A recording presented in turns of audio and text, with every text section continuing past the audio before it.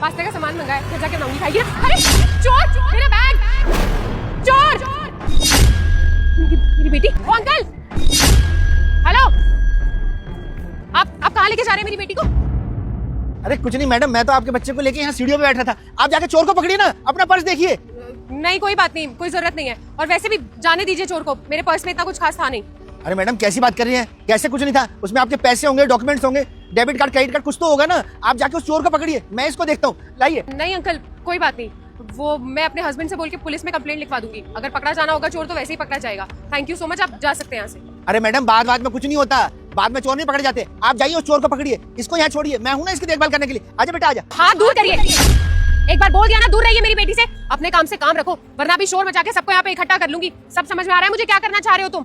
अगर तुम मेरे सच्चे भक्त हो तो इस चैनल को सब्सक्राइब करो और अपने 5 दोस्तों में शेयर करो। मैं जल्द ही तुम्हारे सारे दुख दूर कर दूंगी। वो जो मेरा पर्स लेके भागा है तुम्हारा ही साथी होगा ना। तुम चाहते होगे कि मैं उसके पीछे पर्स लेने भागूं ताकि तुम पीछे से मेरी बेटी को किडनैप कर लो।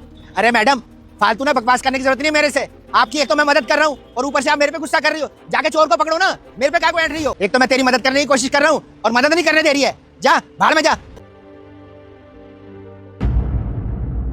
ना तो फोन लग रहा है इसका, पता नहीं यार कहाँ है। 3 घंटे से फोन भी स्विच ऑफ आ रहा है।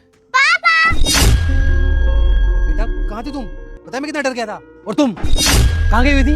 3 घंटे हो गए तुम्हें गए हुए और तुम्हारा फोन भी स्विच ऑफ आ रहा है। और कहीं पे जा रही थी तो मुझे बता के नहीं जा सकती थी? पता कितना घबरा गया था मैं।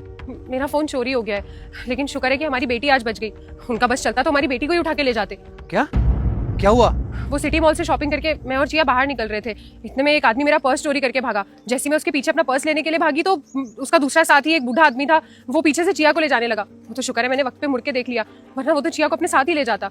मैंने तुम्हें कितनी बार बोला है ऐसे घर से अकेले मत जाया करो। अगर मेरी बेटी को कुछ हो जाता ना तो तुम्हें छोड़ता नहीं। आप मुझ पे क्यों चिल्ला रहे हैं? इसमें मेरी क्या गलती है? मैं सिटी मॉल गई थी, आपने तो देखा है ना सिटी मॉल, वहाँ पे कितनी भीड़ भाड़ होती है।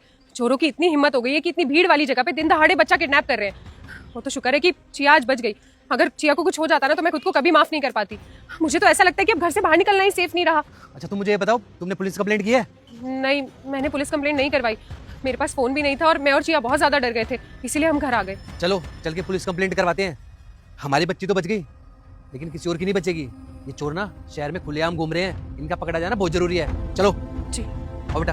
अबे तू खाली आता क्या? बच्ची कहाँ है? अबे कहाँ से ले आता बच्ची? उसकी माँ बहुत तेज है, तेरे निकलते ही ना वो पीछे से फिर वापस आ गई और ले गई बच्ची को अपने साथ। अच्छा पर्स में क्या निकला? कुछ नहीं, 20-25 हजार रुपए थे और एक आईफोन था, रख लिया मैंने, जेब में ही है। दोस्तों इससे हमें सीखने को मिलता है कि हमें ऐसे रास्ते में चोरों से सावधान रहना चाहिए। अपना और अपने बच्चे दोनों का ध्यान रखें ताकि बाद में तुम्हें कोई बड़ी दुर्घटना का सामना न करना पड़े। इस वीडियो को ज्यादा से ज्यादा शेयर करें और चैनल को सब्सक्राइब करें।